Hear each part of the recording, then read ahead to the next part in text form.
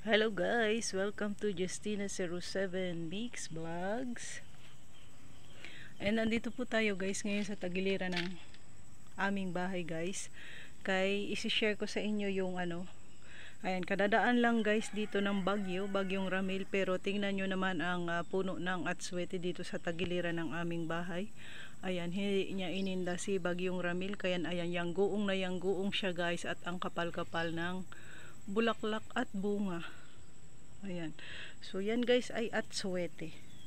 Dati maliit lamang, nagawan ko na din yan siya ng vlog kasi hindi ako guys nakakakita ng atswete ba. Hindi ako nakakakita ng atswete nung bata ako. So ngayon na lang na lumaki na ako, na matanda na ako. Hindi naman hindi naman matanda guys, pero ibig sabihin ba yung nasa tamang gulang na tayo. Pero ngayon ko lang siya nakilala ang atswete guys. Oh. So ganyan pala yung itsura niya. Nasa tagiliran ito ng bahay namin guys, nakatanim. Maliit lang to na puno dati, pero ngayon ang yang guong na oh. Ang taas na. So, ayan. Ang dami niyang bunga. So ito ay ginagamit din guys sa mga excuse me, sa mga lutuin, pero hindi po ako nito gumagamit kasi nga hindi ako marunong gumamit nito. Hindi ko alam paano siya gamitin.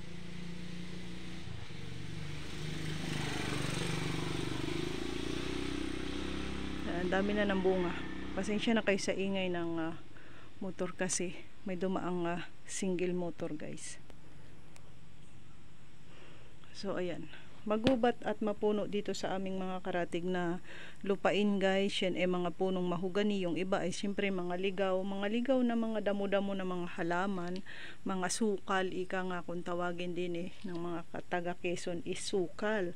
Ayan, shout out sa inyo guys. Ayan, sino sa inyo ang nakakakilala sa atswete? Sino sa inyo ang marunong gumamit nito? Ito ay gamit ng ating mga sinauna pang mga ninuno, ng ating mga matatanda. Ayan, kaya sila ay mahahaba at matatagal ang buhay kasi sila ay sanay na sanay gumamit ng mga ito guys.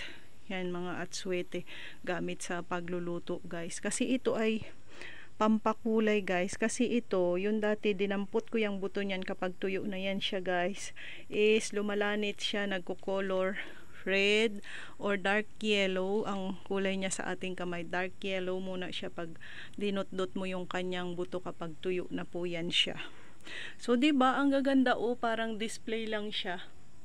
Parang display lang guys. Ang ganda, napaka-colorful ng kanyang bunga. Kahit nga guys yung kanyang bulaklak, kapag yung bagong bumubuka pa lang, ang ganda-ganda ring tingnan. Kasi nga malalaki yung kanyang mga bulaklak guys. Hindi siya maliliit. Malalaki na, maganda ang kulay. Oo, ang ganda ng kulay guys.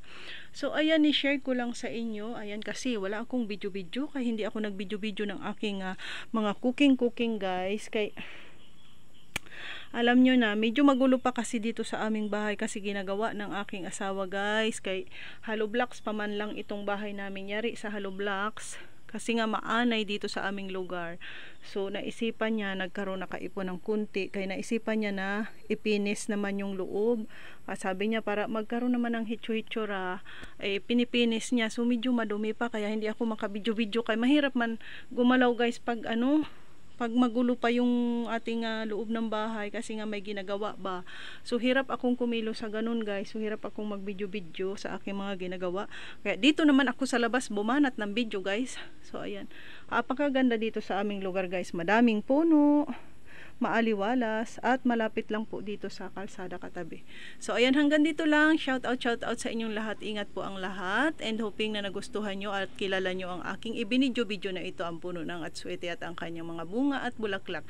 Thank you so much for watching. God bless, and ingat po ang lahat palagi. Bye bye for now. See you on my next vlog.